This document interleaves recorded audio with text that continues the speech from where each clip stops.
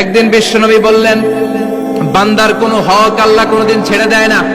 আল্লাহর হক আল্লাহ মাফ করে, বান্দার হকের মাফ নাই। যদিও আমি নবী, আমার উপর যদি কোনো হক থাকে বলো, আমি দিয়ে দেব। কোন সাহাবী দাঁড়ায় না। এক সাহাবী দাঁড়িয়ে বলল, নবী, যুদ্ধের ময়দানে চাবুক চালানোর সময়, লাঠি চালানোর সময় এক কাফেরকে মারতে যে আপনার লাঠির বাড়ি আমার পিঠের মধ্যে পড়েছে।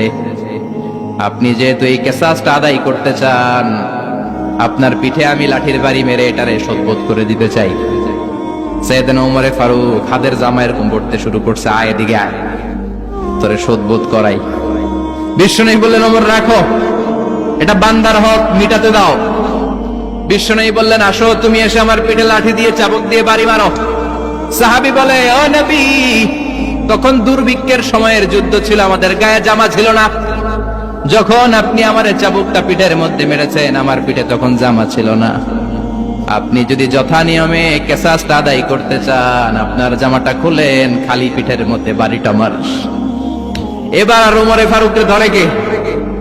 এদিকে আয়, তোরে দেখাইতেছে। বিশ্বনবী বললেন, ওমর থামো, মারতে দাও। বিশ্বনবী উনার জুব্বাটা উপরের দিকে উঠালেন, পিঠের মধ্যে বাড়ি দেওয়ার জন্য ওই সাহাবীকে ডাকলেন। ওই সাহাবী বিশ্বনবীকে পিছন দিক থেকে জড়িয়ে ধরে ওই মোহরে নবুয়তের মধ্যে চুমু দিয়ে ফেলেছে।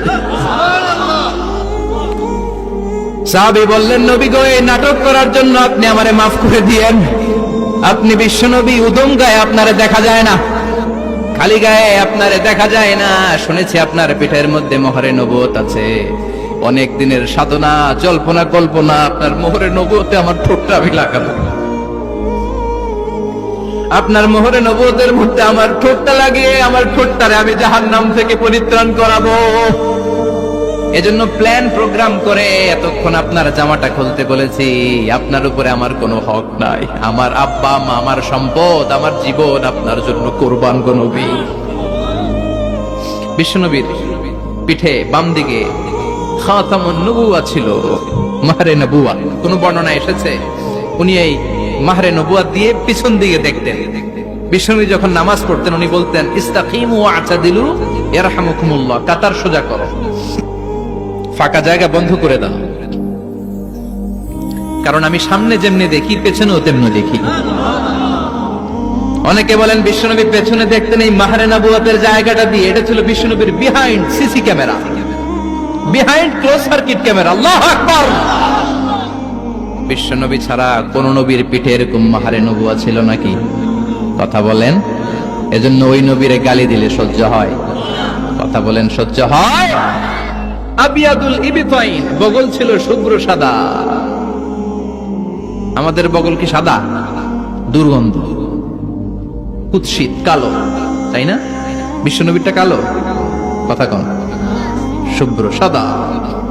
আমরা দোয়া করি এভাবে। বিশ্বনবী মাঝে মাঝে দোয়া করতে করতে বৃষ্টির জন্য যখন দোয়া চাইতেন, আরাফার ময়দানে যখন দোয়া চাইতেন, দোয়া করতে করতে হাতটারে উপরের দিকে করতেন। সবাই এরকম হাত তোলেন, সবাই হাত তোলেন।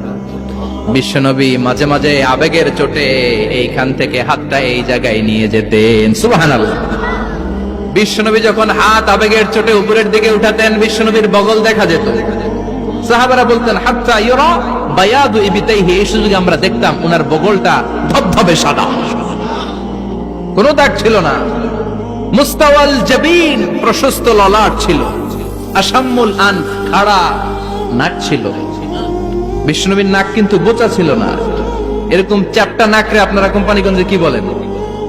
চাকমা কি নাক? হ্যাঁ, বুসা,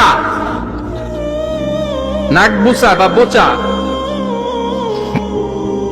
বিশ্বনবীর নাক এই চাকমা স্টাইলে নাক ছিল না, খাড়া ছিল, খাড়া নাক ছিল। সুবহানাল্লাহ পড়ো। মুফাল্লিজুল আসনান, দাঁতগুলো ছিল পরিপাটি। বিশ্বনবীর দাঁতের দিকে তাকালে, বিশ্বনবীর হাসির দিকে তাকালে মনে হতো হাসিতে যেন মুক্তা ঝরে।